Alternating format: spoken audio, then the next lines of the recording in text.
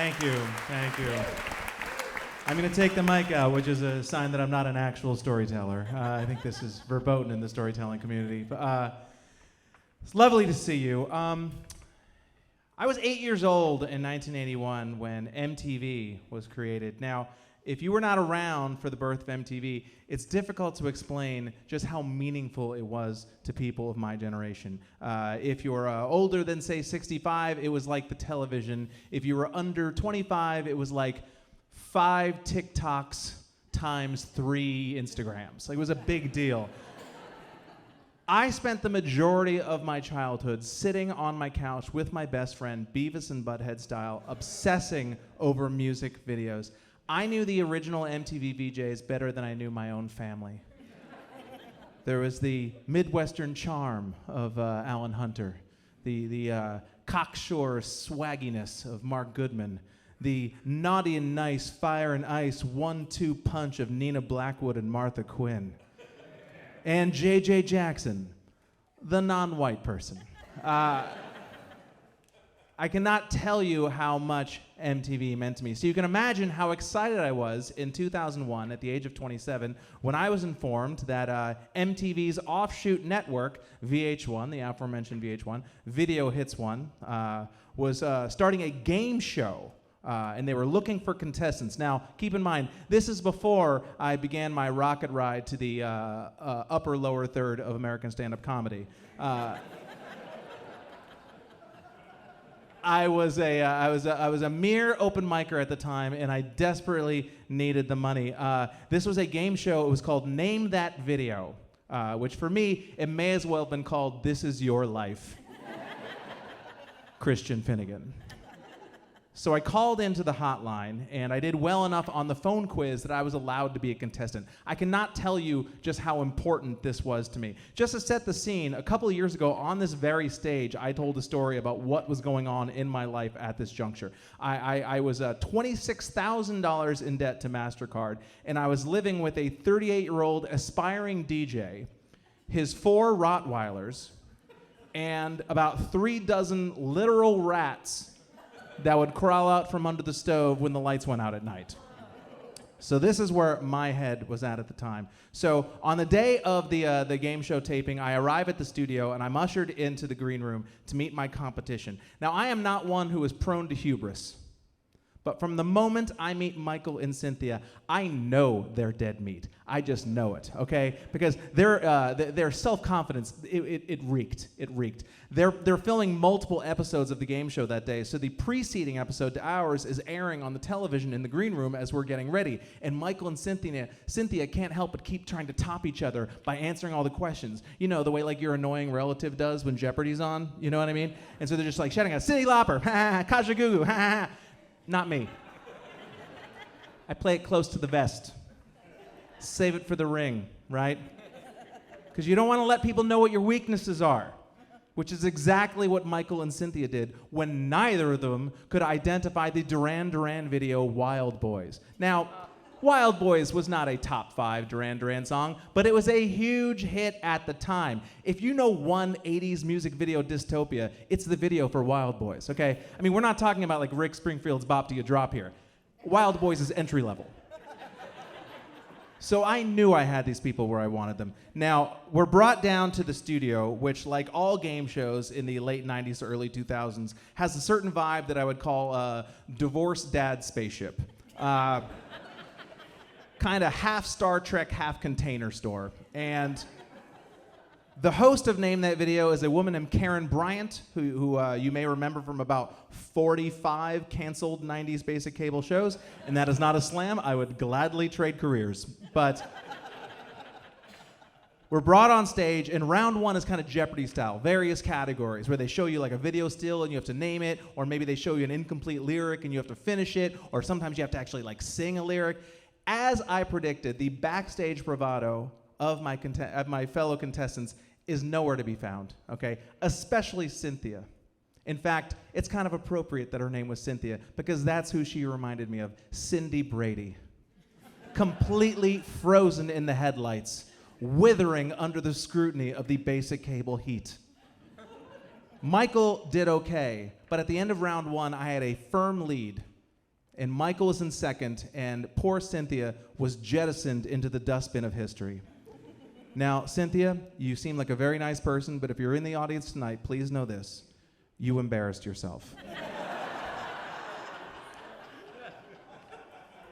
In round 2, Michael and I participate in the Bid a Vid round, which should be familiar to anyone who remembers the old Name That Tune game show. This is where you would get a clue, and we would have to sort of do a game of chicken, where I'd be like, Michael, I can name that video in 5 seconds. Be like, Christian, I can name that video in 4 seconds. Back and forth, right? What I realized is that I could basically bully Michael every time by just skipping straight to 2 seconds. Michael, I can name that video in 2 seconds. And Michael, unable or unwilling to take the 1 second challenge, would have to say, Christian, name that video.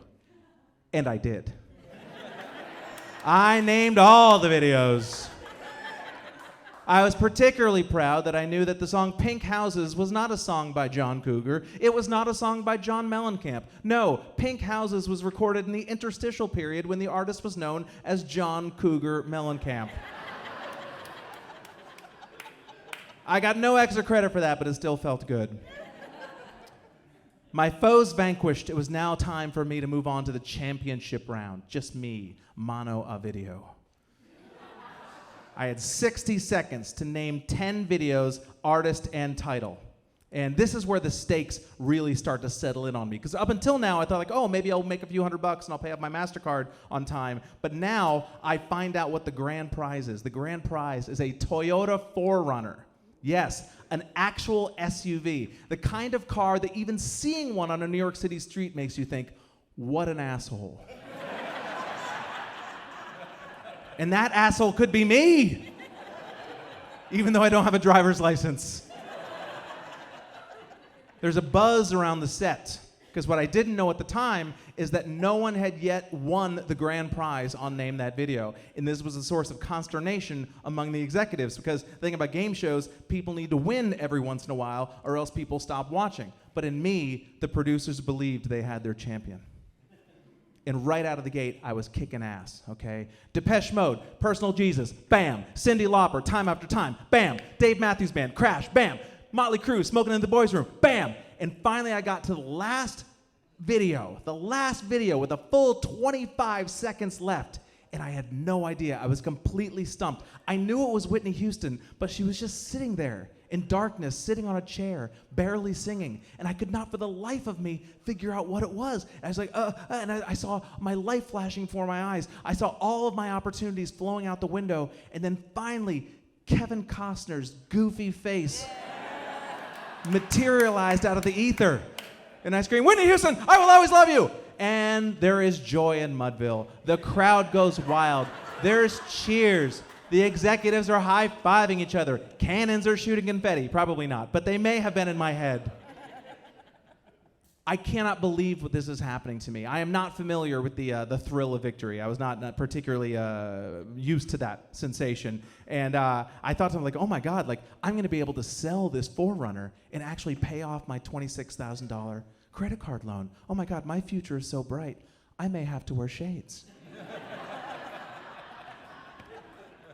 So the producers usher me into a small little office, and they say, stick around here, we have some paperwork you need to fill out, but great job, great job, great job. They shut the door, and I just begin pacing back and forth for about 5 minutes. I have no idea what to do, and so I just pick up the phone, I dial 9 to get out, and I just start calling everybody I know. I call my dad, I call my mom, I call my friends, I call old teachers, I call junior high girlfriends. How you like me now, Lisa Palucci?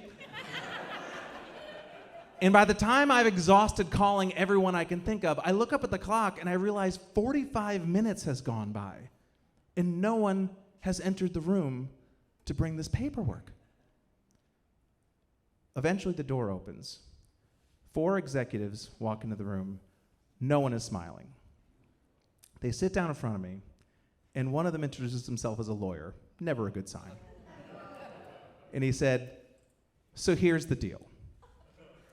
I don't think in history anything positive has ever followed the sentence, so here's the deal. It's never like, so here's the deal, free blowjob. Like, it's never that.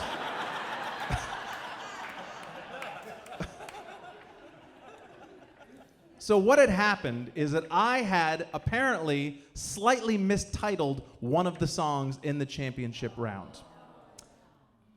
They had played the song Crash Into Me by Dave Matthews, the Dave Matthews Band, but I had said Crash, which was the name of the album and not the song. Now, this was not my fault, because I had a full 12 seconds left on the clock, and if the host had simply said no, of course I would have said Crash Into Me, but they explained to me there's legal ramifications here, and we literally cannot air this episode. We don't know what to do. And so they said, here's what we'd like to propose. We'd like you to come back tomorrow and wear the exact same clothing. Karen Bryant will wear the exact same clothing. We'll have a new audience there, and we will do the championship round over again, but we have to do it with 10 different songs. Because legally, we can't have the same videos. That would be cheating. And so that is what I was sent home with. It was the middle of February, so I trudged through the snow back to my rat-infested apartment, and I had 23 hours to just stew in that. I spent the night staring at the ceiling, laying on my futon, and not the fancy 2 feet off the ground futon, the frame on the floor futon. And I listened to the literal rats chew the plaster behind the wall. And I wondered about all the ways I was possibly going to get fucked. I was like, but I have to say, in a weird way, it felt good. Like, because I had no idea what the thrill of victory is, but the agony of defeat, that was like putting on a pair of comfy sweatpants. You know what I mean? Like, I know this. This is like when you step into like a hot tub and it's the perfect temperature. Like, this feels very familiar to me. But I managed to make it through the night. I don't think I slept a wink. And they brought me in the next day. And round one, I'm wearing the same clothing. I'm wearing the same puka shell necklace and pirate hoop earring. I think my khakis had 8 pleats in them.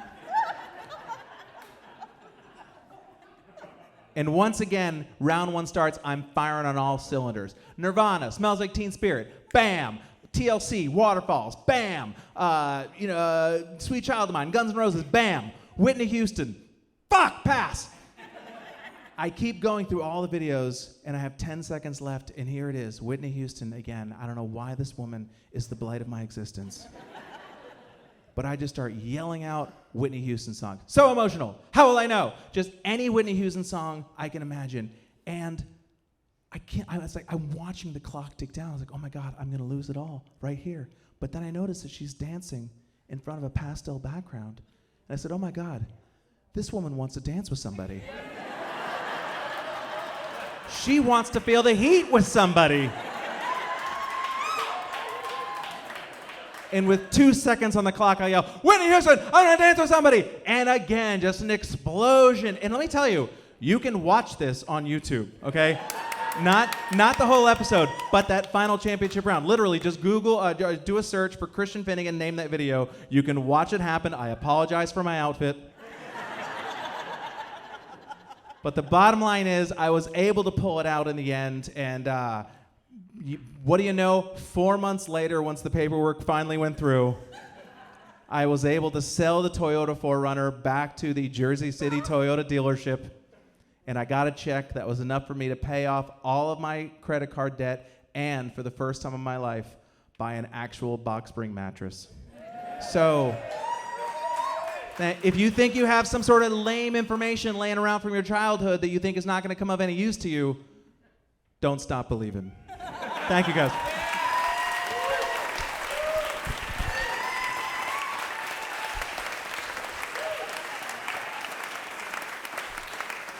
Christian Finnegan, everyone. All right.